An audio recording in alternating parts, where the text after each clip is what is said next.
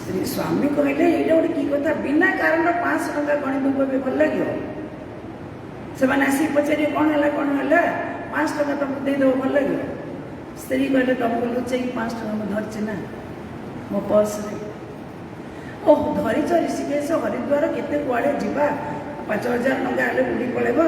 और 500 टଙ୍କା धरीच पिला कौन किणी आने ना ट्रेन वाला को मुफ्त देदेव खींचो ना गोटे कम कर स्त्री बतेले कौन 250 टଙ୍କା तुम्हें धर 250 टଙ୍କା मु धरवी चेन टाणीबा आम टाणीदेला मुझे देखीदेवी ट्रेन केमी रोचे तापर जब ट्रेन वाला पचारे किए टाणला ये ऊपर वाला ना आम कहीदा सी शोई शुणुचे ऊपर वाला को कहीदा सी टाणला नाई जदि से काम देलानी तो मुझे आज्ञा भूल मुझे टाणीदेली आ 500 टଙ୍କା दियो मागिले मत तो किए चेक करेंगे ना तो मुझे गरीब लोक आज्ञा मो पाखे पैसा ना आ 5 टଙ୍କା दे पारि ना 250 टଙ୍କା देदेवी 5 टଙ୍କାର कामटा 250 ଟଙ୍କାରେ ହେଇଗଲା खींचो ना विचारा पति आउ कौन करेंगे चेन टाक जमी जोर टाणीदेले एडे गोटे ट्रेन बंद होगला झरका पटे स्त्री देखिले आहा एडे बड़ ट्रेन चेन टाणी बंद होगला बड़ खुशी हो गए बहुत खुशी हो गए केवे देखी नथिले ना खुशी हो गए एति भीतर ट्रेन वाला पड़े आसले अरे किसने खींचा किए टाणला कार पकड़ मार गला कि का देह खराब है कि कौन है चोरी है कि किए टाणला एम देखीदेले ऊपर पाइया को किसने खींचा ऊपर वाला को देखीदेले ये टाणला से ट्रेन लोग ए दाढ़ी वाला ना तुमने चेन खींचा से गला मैंने खींचा से पंजाबी गला मु टाणी एमाने कहले जाओ भल है 250 ଟଙ୍କା हेल्ले पड़े था बचीगला क्यों खींचा कौन पाई टाणिलु से पंजाबी वाला खींचुना तो क्या करू ये जो पति पत्नी तले बस ना ये दीज देखा सम्राट पकेट मार कर आज्ञा मो पकेट में 500 ଟଙ୍କା थिला एमाने नहीं गले ये 250 धरची सी 250 धरची मागले मत चाकू देखा मत चाकू देखुनी मुझे डरिकी चेन टाणीदेली से ट्रेन वाला कहले हो तुम्हें एत भद्र आज्ञा आम पकेट मार करनु आज्ञा आम भद्र लोक कहीं तुम हाथ देखला ये 250 धरची सी 250 धरची दियो दियो लाज लगुनि तुमको पकेट मार कर तुम्हें बेचारा कौन करेंगे दीज जाक 250 बढ़ेदेले पाया सलाम करके चलला बोल सियावर रामचंद्र की जय केवे केवे एमती बुद्धि भी भ्रम हो जाए ज्ञानी माने एमती मूढ़ भली काम करते केवे केवे नारद कहीं अभिशाप देले एक थरे नारद चली नारायण नारायण नारायण कहीकि जाऊँ देखिले हिमालय एक सुंदर आश्रम देखिले सुंदर परिवेश देखिले एकांत शांत सहज निर्मल हृदय ना आहा मो प्रभुंकर ये सृष्टि केते सुंदर नदी नाल बण पर्वत बरफा छन आकाश पागली सब देखिकी आहा मो प्रभुंकर ये सब सृष्टि नारद बसीगले एमती नारद कोई बसती आज एकांत बसीगले सहज निर्मल हृदय नारायण नारायण कही बसु बसु बसु बसु समाधि लगिगला समाधि अवस्था को चलीगले देवराज इंद्र को चिंता पड़ा नारद कहीं तपस्या कर नारद तपस्या कर बोधे इंद्र आसन पाए मोर इंद्र आसन चली जाओ जाओ कामदेव को पठेले और केते अप्सरी मान को पठेले जाओ कौन सी प्रकार नारद तपस्या भांगी दियो जाओ जाओ नारद तपस्या भांगी दियो तो अप्सरी मैंने आसिले संकीर्ण संकीर्ण पोशाक पिंधिकी आसिले और काम उद्रेक संगीत गान कले कामदेव शक्ति प्रयोग कले नृत्य करी नृत्य कि नारद इंद्रासन कौन हम नारद मन तो ब्रह्म पाखे लगी जाइए प्रभु पाखे एमाने जेते चेष्टा कले तपस्या भांगला ना ध्यान भांगला ना कौन करेंगे एमाने गले तो इंद्र आमको दंड देवे କାମଦେବ କ'ଣ କଲେ, ପ୍ରୟୋଗ କଲେ ଏକ ଶକ୍ତି। ଏମିତି ସୁନ୍ଦର ସୁନ୍ଦର ଫୁଲ ତୋଳିକି ଆଣିଲେ, ଗୋଟେ ମାଳା କରିକି ନାରଦଙ୍କ କଣ୍ଠରେ ଲମ୍ବେଇ ଦେଲେ। କହିଲେ ଜୟ ହୋ ଦେବର୍ଷି, ଆପଣ ଜଣେ ଜିତେନ୍ଦ୍ରିୟ, କାମକୁ ଜିଣିବା ବାଲା କାହାର ଶକ୍ତି ନାହିଁ। ଆପଣ ଜଣେ ଜିତିଲେ କାମକୁ, ଆପଣ ଜିତେନ୍ଦ୍ରିୟ, କାମକୁ ଜିଣିଦେଲେ ଆପଣ ଜିତେନ୍ଦ୍ରିୟ। ପ୍ରଶଂସା ଯେମିତି ଶୁଣିଲେ ନାରଦ ଆଖି ଖୋଲିଦେଲେ। ପ୍ରଶଂସା କେତେ ଖତରନାକ ଜିନିଷ ଦେଖନ୍ତୁ। ସେଥିପାଇଁ ଶଙ୍କରାଚାର୍ଯ୍ୟ କୁହନ୍ତି କାହାକୁ ପ୍ରଶଂସା ଶୁଣନି କେବେ, ଖସି ପଡ଼ିବ ତୁମେ ତଳକୁ ପ୍ରଶଂସା ଶୁଣିଲେ। କୁକୁର ଶୁକର ବିଷ୍ଟା, ଘୁଷୁରୀ କୁକୁରର ବିଷ୍ଟା ଯାହା, ପ୍ରଶଂସା ଶୁଣିବା ତାହା। ନାରଦ ଏଡ଼େ ବଡ଼ ତପସ୍ୟା କରିକି ପ୍ରଶଂସା ଶୁଣିଲେ ଯେମିତି ଆଖି ଖୋଲିଦେଲେ। କାମଦେବ ତୁମେ କୁଆଡ଼େ? ଏକଦମ ପରିବେଶ ଚଞ୍ଚଳ ହୋଇଯାଇଛି, ଶାନ୍ତ ଥିଲା। ଫୁଲ ସବୁ ଗଛରେ ଫୁଟୁଛି, ଭ୍ରମରମାନେ ଆସୁଛନ୍ତି, ପ୍ରଜାପତି ମହୁମାଛି ଗୁଣୁ ଗୁଣୁ ଗୁଣୁ ଗୁଣୁ, ମନ୍ଦ ମନ୍ଦ ପବନ ବହୁଛି, ଅପ୍ସରୀମାନେ ସବୁ ଦେଖିଲେ, ପାଦର ଘୁଙ୍ଗୁର ଛିଣ୍ଡିକି ବସିଛନ୍ତି। କାମଦେବ କହିବାକୁ ଲାଗିଲେ ଦେବର୍ଷି, ଆପଣ ଇନ୍ଦ୍ର ଆସନ ପାଇଁ କାଳେ ତପସ୍ୟା କରୁଛନ୍ତି, ସେଥିପାଇଁ ଆମକୁ ଦେବରାଜ ଇନ୍ଦ୍ର ପଠେଇଛନ୍ତି। ନାରଦ ହସିଦେଲେ। ବାସ୍, ଏମାନେ ଚାଲି ଯାଇକି ଇନ୍ଦ୍ରକୁ କହିଦେଲେ ହଁ ହଁ ଆମେ ତପସ୍ୟା ଭାଙ୍ଗିଦେଲୁ, କୌଣସି ପ୍ରକାର ତପସ୍ୟା ଭାଙ୍ଗିଦେଲୁ। ନାରଦ ଏଡ଼େ ବଡ଼ ତପସ୍ୟା କରିକି ନାରଦଙ୍କ ଭିତରେ ଅହଙ୍କାର ଆସିଲା, ମୁଁ କାମ ବିଜୟ, ମୁଁ ଜିତେନ୍ଦ୍ରିୟ, ମୁଁ କାମ ବିଜୟ। ଦେଖନ୍ତୁ ଆମର ଗୁରୁଦେବ କୁହନ୍ତି, ମନ୍ଦ କର୍ମ କଲେ ଯେମିତି ଗାଡ଼ରେ ପଡ଼ିବ, ତମେ ଖସି ପଡ଼ିବ, ପୁଣ୍ୟ କର୍ମ କଲେ ମଧ୍ୟ ଅହଙ୍କାର ତୁମକୁ ଗାଡ଼ରେ ପକାଇଦେବ। ଅହଙ୍କାର, କାମକୁ ଚିହ୍ନିବାଟା ସତ୍ୟ, କିନ୍ତୁ ମୁଁ ଜିଣିଛି ଏଇଟା ଅହଙ୍କାର। ଆପଣ ଯେକୌଣସି ଭଲ କାମ, ଲୋକେ ବହୁତ ଭଲ କାମ କରୁଛନ୍ତି କିନ୍ତୁ ଉଠି ପାରୁନାହାନ୍ତି, କାହିଁକି? ଅହଙ୍କାର। ଅହଙ୍କାରକୁ ମାରିବା ବଡ଼ କଷ୍ଟ। ଦେବରାଜ ଇନ୍ଦ୍ର ପଠେଇଦେଲେ ନା, କୌଣସି ପ୍ରକାର ମଧ୍ୟ ତପସ୍ୟା ଭାଙ୍ଗିଗଲା। ନାରଦଙ୍କ ଭିତରେ ଅଙ୍କୁରିତ ହୋଇଗଲା ଅହଙ୍କାର, ମୁଁ କାମ ବିଜୟୀ, କାମ ବିଜୟୀ। ଶଙ୍କର ଭଗବାନଙ୍କୁ ଯାଇ ଜଣେ କୈଳାସ ପର୍ବତରେ କହିଲେ, ଆପଣ ଜାଣିନାହାନ୍ତି ପ୍ରଭୁ, କାମଦେବ ଆସିଥିଲା, ମୋର କିଛି କରିପାରିଲାନି, ତପସ୍ୟା ଭାଙ୍ଗି ପାରିଲାନି ମୋର, ମୁଁ କାମ ବିଜୟୀ, ମୁଁ ଜିତେନ୍ଦ୍ରିୟ। ଶଙ୍କର ଭଗବାନଙ୍କୁ ଭଲ ଲାଗିଲାନି ଭିତରେ, କହିଲେ ଦେବର୍ଷି ମୁଁ ଆଗରେ କହିଦେଲ, ଆଉ କେଉଁଠି କହିବେନି। ଏ ତ ଭଗବାନ ବିଷ୍ଣୁଙ୍କ ଆଗରେ କେବେ ବି କହିବନି, ଭଗବାନ ବିଷ୍ଣୁଙ୍କୁ କେବେ କହିବନି, ମୋତେ କହିଦେଲେ ଏଠୁ ଷ୍ଟପ୍ କରିଦିଅ, ବନ୍ଦ କରିଦିଅ। ନାରଦଙ୍କୁ ଭଲ ଲାଗିଲାନି। ନାରଦ ଭାବିଲେ ସମସ୍ତେ ଜାଣିଲେ କ'ଣ ହେବ, ବିଷ୍ଣୁ ଜାଣିବା ଦରକାର, head of the department. Narada ଭଗବାନ ବିଷ୍ଣୁଙ୍କୁ ଜଣେଇବା ଉଦ୍ଦେଶ୍ୟରେ ବୈକୁଣ୍ଠକୁ ଗଲେ। ଶ୍ରୀମନ୍ନାରାୟଣ ନାରାୟଣ ନାରାୟଣ, ଶ୍ରୀମନ୍ନାରାୟଣ ଶ୍ରୀମନ୍ନାରାୟଣ ନାରାୟଣ ନାରାୟଣ, ଶ୍ରୀମନ୍ନାରାୟଣ ନାରାୟଣ ନାରାୟଣ, ଲକ୍ଷ୍ମୀ ନାରାୟଣ ନାରାୟଣ ନାରାୟଣ, ଲକ୍ଷ୍ମୀ ନାରାୟଣ ନାରାୟଣ, ପତି ନାରାୟଣ ନାରାୟଣ ନାରାୟଣ, ପତି ନାରାୟଣ ନାରାୟଣ ନାରାୟଣ, ଶ୍ରୀମନ୍ନାରାୟଣ ନାରାୟଣ ନାରାୟଣ, ଭଜନ ନାରାୟଣ ନାରାୟଣ ନାରାୟଣ, ଶ୍ରୀମନ୍ନାରାୟଣ ନାରାୟଣ ନାରାୟଣ, ଲକ୍ଷ୍ମୀ ନାରାୟଣ ନାରାୟଣ ନାରାୟଣ। ତ ସିଧା ଯାଇକି ବୈକୁଣ୍ଠପୁରରେ ପହଞ୍ଚିଗଲେ। ନାରାୟଣ ନାରାୟଣ କହିକି ଭଗବାନ ସର୍ବନ୍ତର୍ଯାମୀ ଦେବର୍ଷିଙ୍କୁ ସ୍ୱାଗତ କଲେ, କୁଶଳ ମଙ୍ଗଳ ପଚାରିଲେ ମର୍ତ୍ତ୍ୟର। ଦେବର୍ଷି ନାରଦ କହିଲେ, ପ୍ରଭୁ ଏ ଭିତରେ ଏକ ବିଶେଷ ଘଟଣା ଘଟିଥିଲା, ଆପଣ ଜାଣିନାହାନ୍ତି? ଭଗବାନ କହିଲେ, ନାଇଁ ମୁଁ ତ କିଛି ଜାଣିନି। ଆରେ ମୁଁ କ'ଣ କହିବି ପ୍ରଭୁ, ଏକଦିନ ମୁଁ ଆପଣଙ୍କର ପବିତ୍ର ନାମ ଧ୍ୟାନ କରୁଛି ପ୍ରଭୁ, କାମଦେବ ସବୁ ପଠେଇଲେ, କାମଦେବ ମୋର କିଛି କରିପାରିଲା ନାହିଁ, ମୁଁ ଜିତେନ୍ଦ୍ରିୟ ପ୍ରଭୁ, କାମକୁ ବିଜୟ କରିଦେଲି ମୁଁ। ଭଗବାନ ହସିଦେଲେ, ଭିତରେ କିନ୍ତୁ ଭଲ ଲାଗିଲାନି। ସାଧାରଣ ଲୋକ ଭୁଲ କଲେ ଭଗବାନ ଏତେ ଧରନ୍ତିନି,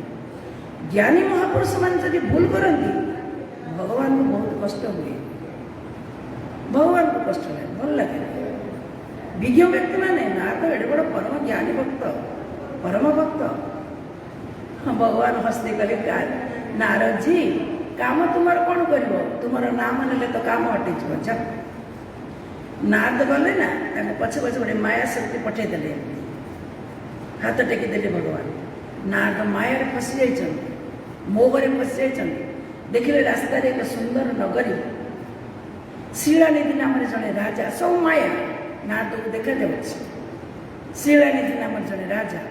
विश्वमोहिनी नाम सुंदरी राजकुमारी तार स्वयंवर चली केते देश विदेश सम्राट चक्रवर्ती मान समस्त आसछन्ति नारद से भितर प्रवेश कले नगरी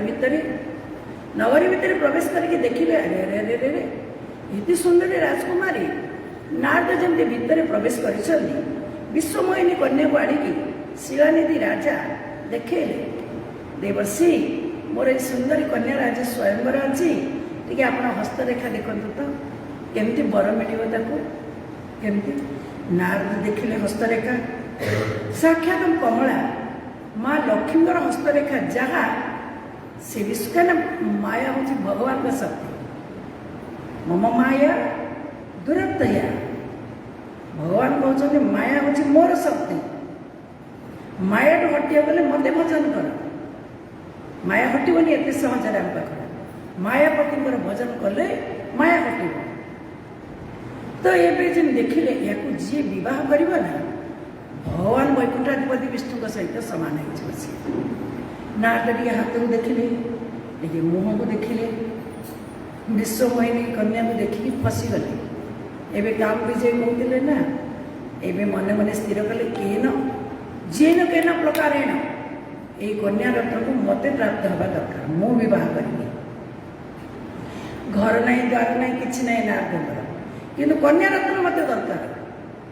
हेल्ले मोर ये जटा जुट रुद्राक्ष माला तुलसी माला ये सब देखिले कौन मत जयमाला दब कि दबनी तो कौन करी जीवी वैकुंठपुर को जीवी भगवान विष्णु ठार से सुंदर रूपटा मागी आने दौड़िले बाबा लिखिले जप तप कछुन होइते ही काला हे विधि कवन मिलेगी तेहि बाला जप तप कछुन होइते ही काला जुआड़ गले नारायण नारायण कहते ना एबे सब छिड़ी गला ना मुंडे तार सब माया पशि गले ना जप ना नारायण दौड़ी दौड़ी गले धईस भगवान सब जानती भगवान बोले देवर्षि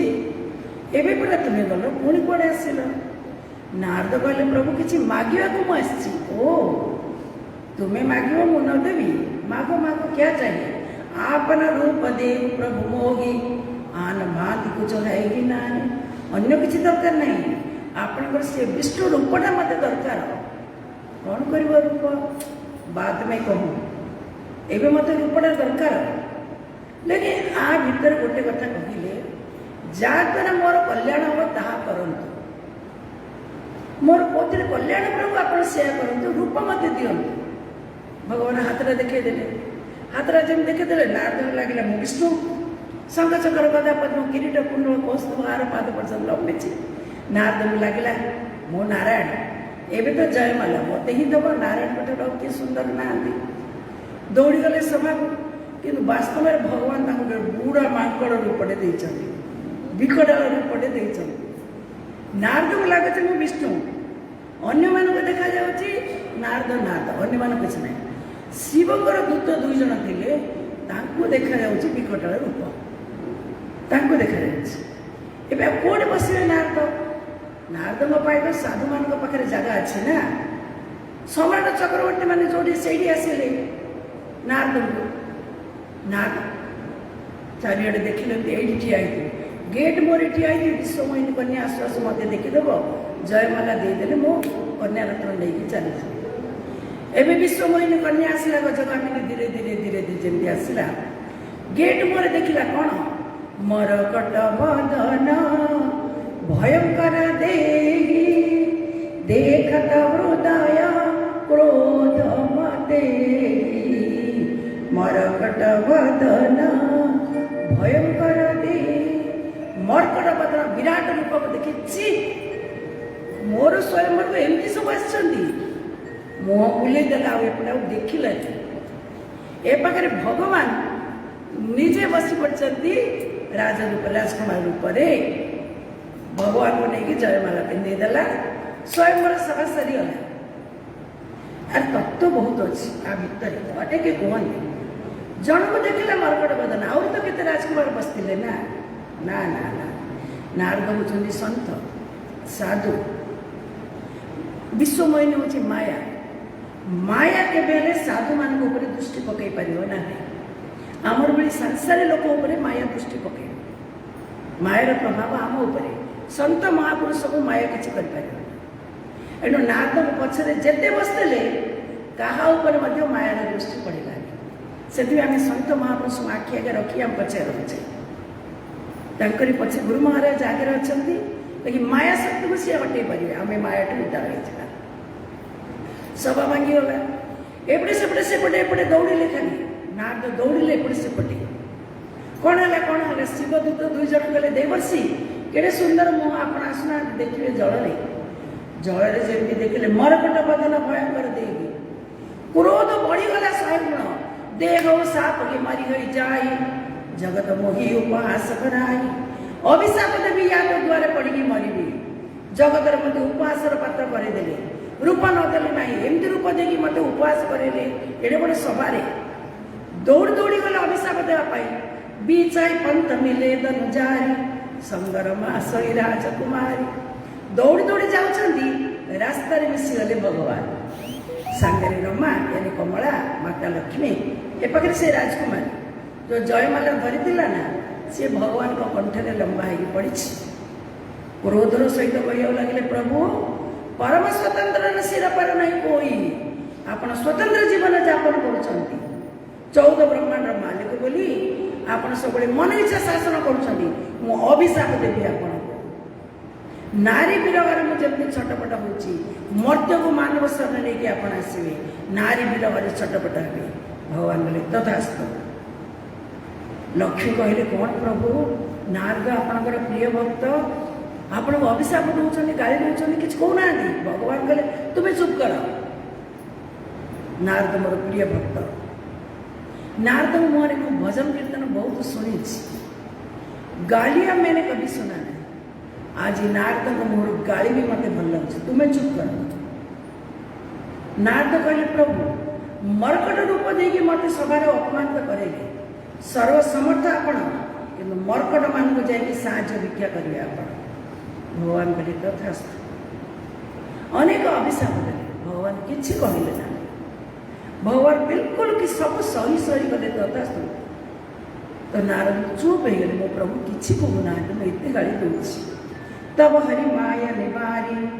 राहत ही रमान राजकुमारी माया शक्ति की जमी हटेदेले ना रमा ना राजकुमारी ना शिलानिधि राजा ना नगरी किछि ना एकमात्र नारद भगवान नारद मोर होश आसीगला कहले प्रभु केड़े बड़ अपराध मु करदेली मृषा हो मम साप कृपाला मम इच्छा कह दीन दयाला मुझे अभिशाप देली आपण को मृषा यानी मिथ्या हो जाओ मोर अभिशाप आपण को न पड़ो आपण आसतुनि प्रभु मर्त्य को भगवान कहले मम इच्छा मोर इच्छा थिला मर्त्य को जीवाई निमित्त मात्र मुझे सब तुम द्वारा क्रिएट करे नारद भल लगे भल लगे ना फिर भगवान कहले मोर तो इच्छा थी एमती मत सतोष लगुनि प्रभु ये बड़ा अपराध मुझे करदेली तो भगवान कहले ठीक अच्छे अपराध किसी ना मोर तो इच्छा एमती थी जप हो जाए शंकर सतनाम जाओ शंकर भगवान का नाम जप कर नारद अभिशाप जो भगवान को मर्त्य को आसा पड़ेगा नमः शिवाय नमः शिवाय हर हर भोले नमः शिवाय नमः शिवाय नमः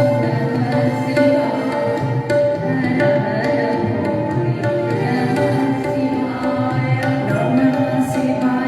नमः शिवाय हर हर भोले नमः शिवाय नमः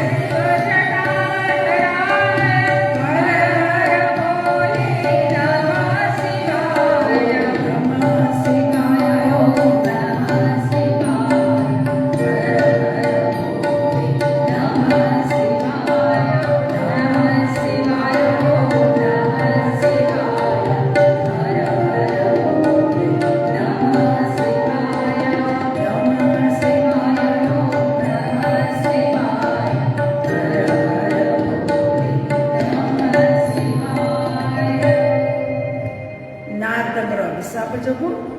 ଭଗବାନଙ୍କୁ ମର୍ତ୍ତ୍ୟକୁ ଆସିବାକୁ ପଡ଼ିଥିଲା। କେତେଟା କାରଣ ଶୁଣିଲେ ଆମେ ଏବେ? କିଏ କହିବ କେତେଟା କାରଣ ଶୁଣିଲେ?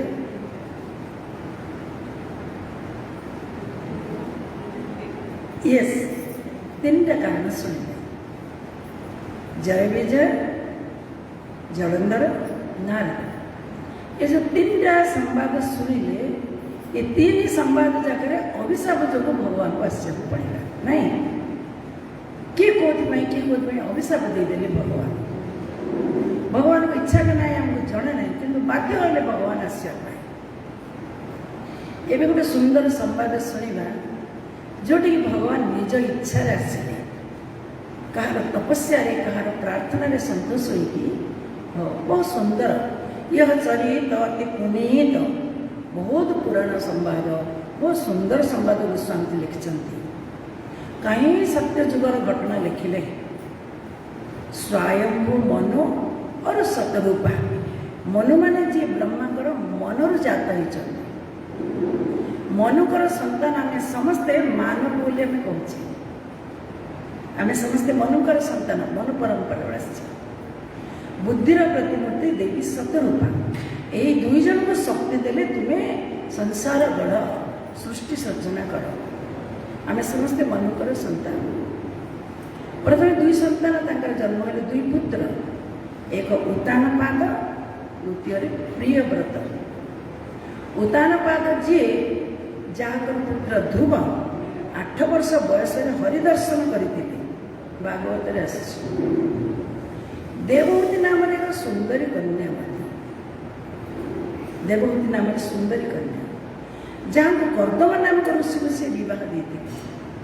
ଭାଗବତରେ ବହୁତ ସୁନ୍ଦର ଆସୁଛି। କର୍ଦ୍ଦମ ଋଷିଙ୍କୁ ସେ ବିବାହ ଦେଇଥିଲେ।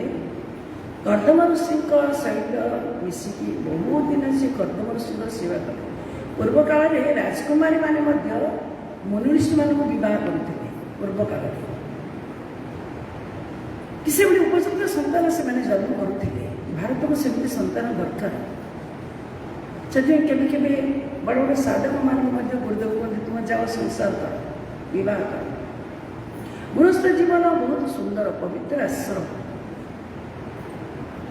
ତୁମେ ସଂଯମର ସହିତ ରହିବ, ନିଷ୍ଠାର ସହିତ, ତ ଉପଯୁକ୍ତ ସନ୍ତାନ ତୁମେ ହିଁ ଜନ୍ମ କରିପାରିବ।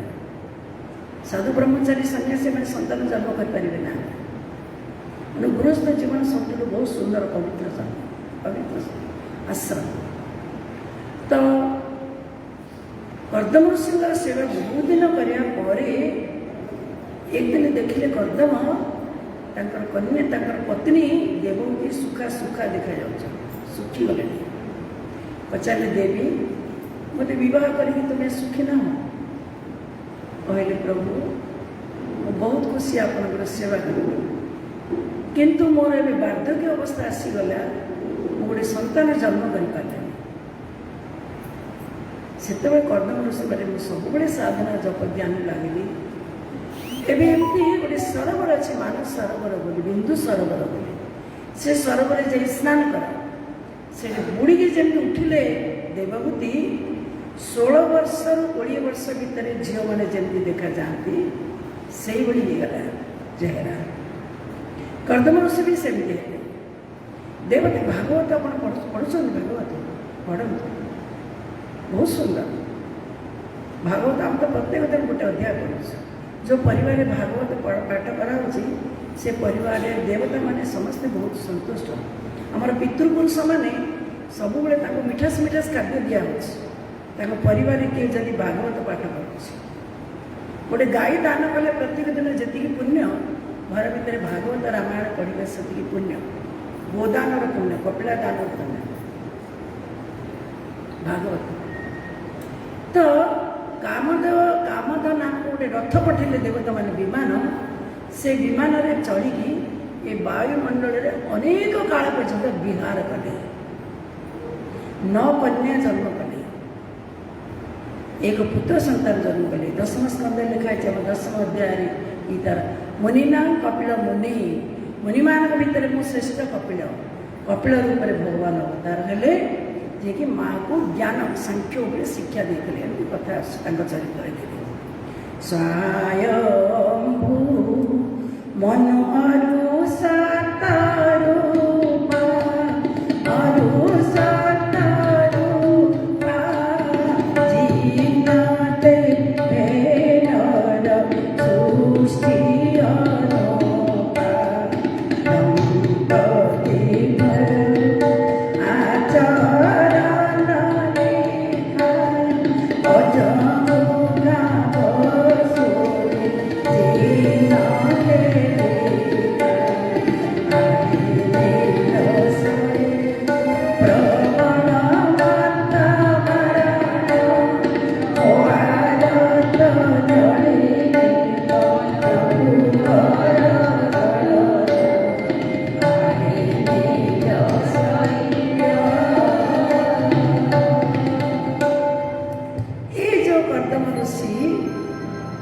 देवहूति नाम कन्या महाराज मनोकर बयस बहुत होगा बाबा लिखिं बड़ दाम्पत्य जीवन सुंदर बड़ प्रजावत्सल महाराज सत्य संधता महाराज अच्छी बयस बहुत होगले संसार प्रति वैराग्य आसला ना यहाँ बड़ दुखर कथा आमको बयस होगला कि संसार प्रति वैराग्य आसुनी कौन कर बड़ दुखर कथा आमको 30 वर्ष जहाँ इच्छा था जहाँ भल लगुला 60 वर्ष मत ताहा ही भल लगे ताल आम मंगल बोली कह बयस बढ़िया सहित आम भितर संसार प्रति वैराग्य आसा दरकार ना मत बयस होगला अल्प दिन में संसार रही शरीर आमर धीरे धीरे धीरे धीरे क्षीण हो जाए भजन करवा कीर्तन करवा जहाँ दौरान परिवार से मुठे खाई बस भजन में मन लगा विशेष संतान प्रति विशेष पुत्र कन्या को जन्म करी मनीष करदे छाड़ी प्रति विशेष आसक्ति ठीक ना एवं निजर कल्याण करने पड़ो अल्प दिन आम संसार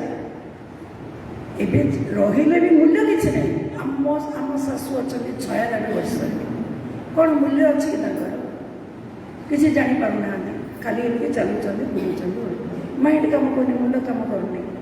के जप ध्यान करुले के सेवा करते आश्रमर के कौन करुले माँ आमर एवं कि ना बोले कौन हम सेमती जीवन बचिकी से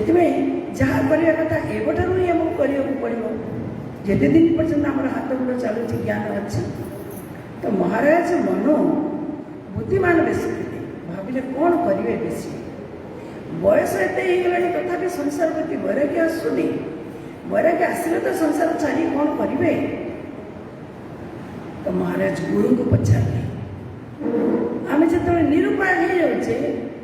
गुरु आमको उपाय बते तो गुरु को जाई जनइले गुरुदेव मु कौन करी संसार प्रति तो वैराग्य गोटे आसवा दरकार ना ये कौन कर गुरुदेव कहले राजन एवं तुम जागृति आसूची अच्युत दास गोटे सुंदर भजन लिखिं अच्युत दास न भजिलु राम नाम रे बाई मन न भजिलु राम नाम रे बाई मन न भजिलु कृष्ण नाम रे बाई मन न भजिलु राम नाम रे बाई मन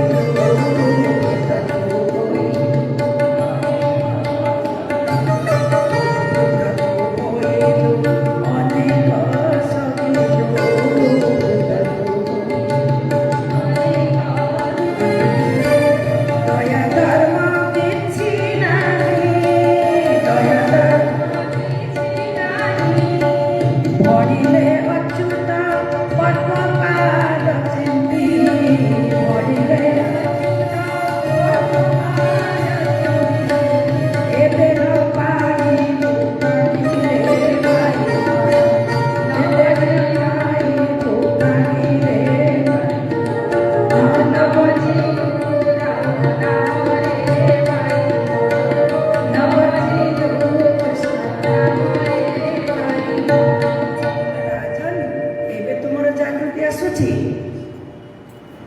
एवं मध्य समय अच्छी जाओ संसार छोड़ दो छाड़ दियो संसार संसार हाथ गोड़ ना कि आमको बांधिया आम ही संसार को धरिकी रखिचे छाड़ दियो उपयुक्त पुत्र मान हेले तुम राज्यर भार दायित्व सब पिला दियो जाओ किसी दिन बाहर को जाओ मठ आश्रम सन्यासी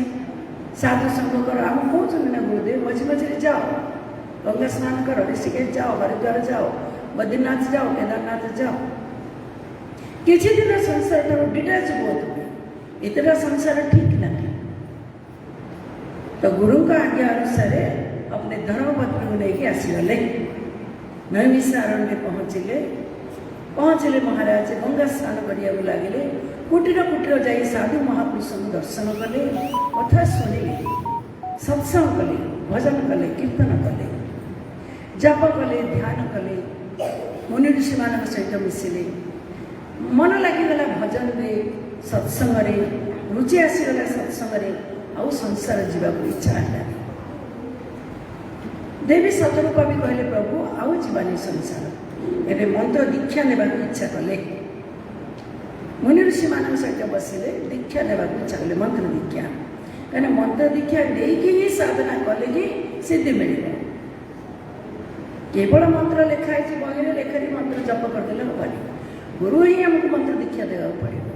गुरु मंत्र सहित चैतन्य शक्ति आमको दिखती एणु गुरु जो मंत्र देते से मंत्र जप कले ही आमको शीघ्र शीघ्र शीघ्र शीघ्र आम जीवन में उन्नति हम से ही महाविपद को आमको उद्धार कर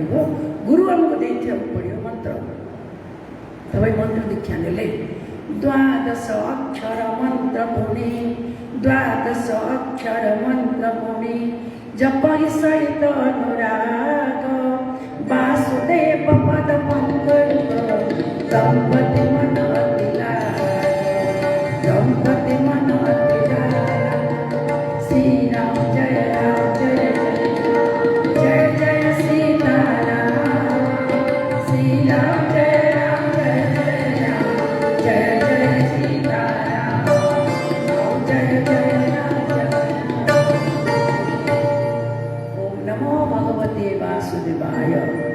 यही पवित्र द्वादश अक्षर मंत्र को ग्रहण कले पति पत्नी बसी जप कले जप कले जप कले तपस्या कले प्रार्थना कले जप यानी प्रार्थना यज्ञ नाम जप यज्ञस्मी जेते यज्ञ भितर जप यज्ञ श्रेष्ठ यज्ञ जप यानी प्रार्थना पति पत्नी 10,000 वर्ष तपस्या कले अल्प समय पाई उठती सामान्य फूल फल नहीं गंगा जल पान करके आउ थे जप आउ थे जप आउ थे जप आउ थे जप करते किसी दिन एमती करी समय आसला कि कौन से प्रकार जप बंद करने को इच्छा है से तो आमर अस्थिगत मज्जागत प्राण था लक्ष लक्ष वर्ष बंचुले सत्य काल सत्य जुग लोक लक्ष वर्ष बंचुले एवं आम सब अन्नगत प्राण खाद्य आम प्राणटा अच्छे खाद्य छाड़देले आम मरीजा से मज्जागत अस्थि अच्छी ना अस्थि अस्थि भितर गोटे रस अच्छी से रस शुखिला पर्यंत प्राण रोला एणु पति पत्नी बसिकी ध्यान कले गोटे पादरे ठिया होगी प्रार्थना कले प्रार्थना कले प्रार्थना कले एभली प्रार्थना कले देवता माने बर जाचिले हे मनु महाराज वर मागो देवता माने मनु महाराज एकमात्र लक्ष्य परमेश्वर परात्पर ब्रह्म आनंद कंद सचिदानंद परमेश्वर ब्रह्म को ही आम दर्शन करूँ विश्वम्बर प्रभु को दर्शन करूँ यही उद्देश्य रखिकी प्रार्थना कले आमर गुरु महाराज कहती याद आएगा प्रभु को कभी ना कभी कहीं जदि सही ढंग से साधना करुच्ची केतेबेले ना केतेबेले भगवान को मन पड़े दास पाएगा प्रभु को कभी ना कभी ऐसा विश्वास मन में जमाते चलो कृष्ण गोविंद गोविंद गाते चलो कृष्ण गोविंद गोविंद गाते चलो कृष्ण गोविंद गोविंद गाते चलो कृष्ण गोविंद गोविंद गाते मन को विषय लौटाते चलो कृष्ण गोविंद गोविंद राधे काम करते चलो नाम जपते चलो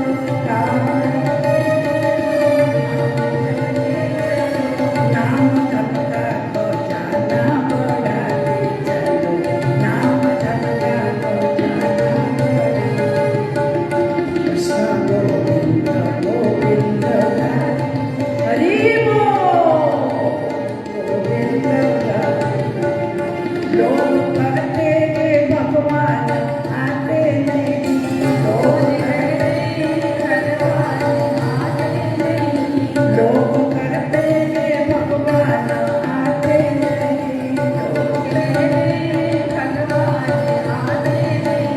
सती द्रौपदी जैसे बुलाते नहीं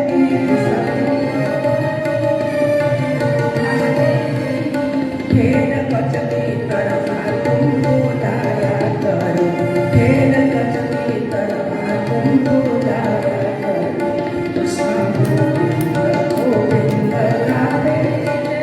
कृष्ण गोविंद गोविंद राधे कृष्ण गोविंद गोविंद राधे कृष्ण गोविंद गोविंद आम के प्रार्थना करने आमको डाकिबार जड़ा ना आरोप लगे भगवान आसना सती द्रौपदी जैसे बुलाते नहीं भारत वर्ष में एत शक्ति भक्ति रे ठेर गज कि पशु गोटे प्रार्थना कले जदि आसुचंदी प्रभु हाथी गोटे केबे डाकिथिला आसीथिले मृगुणी गोटे केबे डाकिथिला आसीथिले भरतिया पक्षी को घंट गोड़ी के रखी देइथिले एते दयालु प्रभु कौन आम डाकिले आसबेनि डाकुनी आम केबे या तो सही बड़ी भाव में डाकुनी आम मनु महाराज तपस्या एते सुंदर प्रार्थना थिला परमात्मा का दरबार पहुंची गला खुद भगवान आसगले आकाश में गुंजी उठिला कौन मागो बर मागो महाराज खाइबा पीवा सब छाड़ीदेले एणु अस्थि मात्र तुम रहे शरीर खाली अस्थि खंडे रहा माँ महाराज तथापि आग्रह सहित प्रार्थना आज भगवान आसगले आकाश में गुंजी उठिला मागो मागो बर मागो मागो बर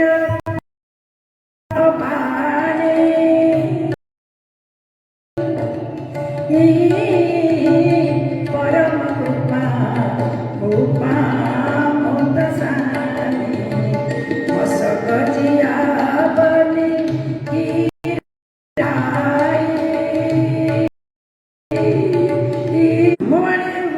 प्रवेश कला ताकत आसीगला शरीर भितर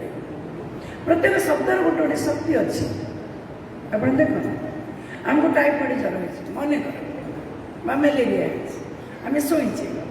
दीज लोक दरकार बाथरूम को जीवु जो रूप को दर्शन दौरान क्या गोस्वामी को जो नाम जगत में श्रेष्ठ होगी अच्छी शंकर भगवान जहाँ को ध्यान कर रूप में मत दर्शन दिंतु भगवान दर्शन देले नील सरोवर तुम्हारी भाई एक पुत्र संतान आमको दरकार भगवान भाव विहल गले भक्त को देखिए तथास्तु बोली कहीदेली पर कहले प्रभु बयस नहीं आम पुत्र संतान कोटिपति सम्राट महाराज सम्राट चक्रवर्ती सब गले पड़ी पाउस समस्त ये गले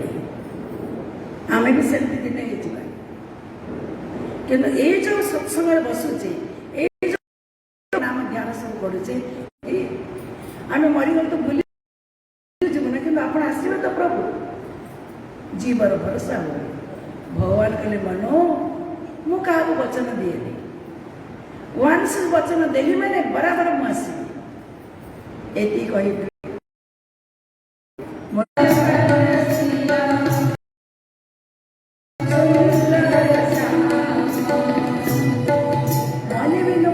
सुंदर कथा कहले आपण अवतार हेले मोर पुत्र है मुझे दर्शन करी संसार बुली जीवी प्रभु भक्ति करवाटा मिछ छाड़ी दियो मिछ छाड़ी दियो जहाँ रहा सत्य मनु महाराज कहले मुझे दर्शन करी प्रभु संसार मत प्रिय लगे संसार प्रति अरुचि जदि मो दूरे मणिहरा फणी छटपट भगवान कहले बराबर सत्य सत्य मन महाराज को कथा देथिबा जोगु भगवान को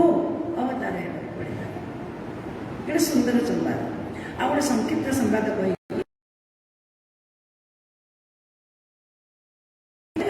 जय करिकी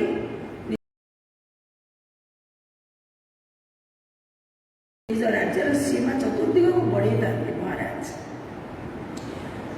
काल कि तुम्हें हमारे जड़े राक्षस ये महाराज देखिए राज्य छाड़ी जंगल में लुचि ना बेस बस कपटे राक्षस अच्छे बेस बदल बस राजा तो धार्मिक थे ये गुंफा साधु जन अच्छे प्रणाम थे मुनिवर प्रताभानु तुम्हें बड़ प्रेमी बड़ प्रजावत्सलता तुम्हारा अच्छी तुम राज्यर अभाव किसी ना सब घटना जानी ना काल सब ये सब शेष कह तुम राज्य सिद्ध होगा मत बरमा कौन दरकार बरमा राजा गुरु को कौन मांगे बता भूलीगले कौन मांगे जरा मरण दुख समर जीते ब्राह्मण मान को संतुष्ट करने पड़े ब्राह्मण यदि आशीर्वाद करेंगे ताहले तुम्हें अमर हो जाओ। राजा को नहीं अंतपुर कहते घुसुरी काटिकी मांस करके रांधि देला कहते भूषण यानी ब्राह्मण मान को धरी आने काटिकी मांस करके रांधि देला राजा बसे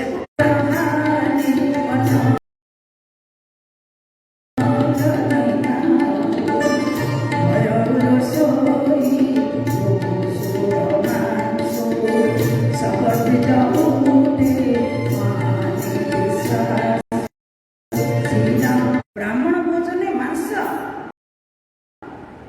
परिवार कुटुंब सहित राक्षस हो जाओ जा जलदाता कहीं रही नहीं तुम वंश बढ़ी जाओ। ब्राह्मण मैंने अभिशाप देदेले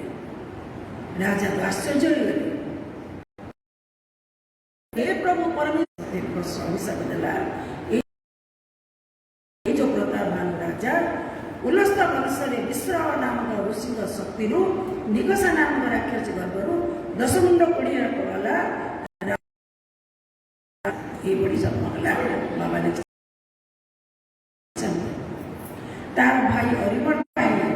ना मंत्र ना अस्त्र ना शस्त्र ना शास्त्र ना देवता ना गंधर्व ना मानव ना दानव कौन सी शक्ति नहीं मत मारिया पाई अजर विराट शरीर कुंभकर्ण देखिकी कुंभकर्ण मन मन भाविला मु कौन वर मागिबी भाई तो बढ़िया वर मागिला मु वर मागिबी 6 मास जागिबी दिने शुद्ध करी खाइबी शोबी दिने जागिबी तथास्थ पलटे दे पलटे दे 6 मास शोबी मागिदेला बस ब्रह्मा पड़े कौन कर बस लंका नगरी को आणला मय नामक दानव कन्या मंदोदरी के विवाह करी पुत्र शासन कल मो आज समय काली कहबी आपको लंका कि आम मानकर मंगल खाली से ना ये अंचल मंगल यहाँ भाइब्रेसन है स्वर्गपुर पर्यटन जाऊँगी देवता माने खुशी होती देवता मान खोराक मिलूँ देश में अत्याचार कि धरती माता आखि कान नाक धार धार रक्त बाहर खाली रक्त बाहर धरती माता निज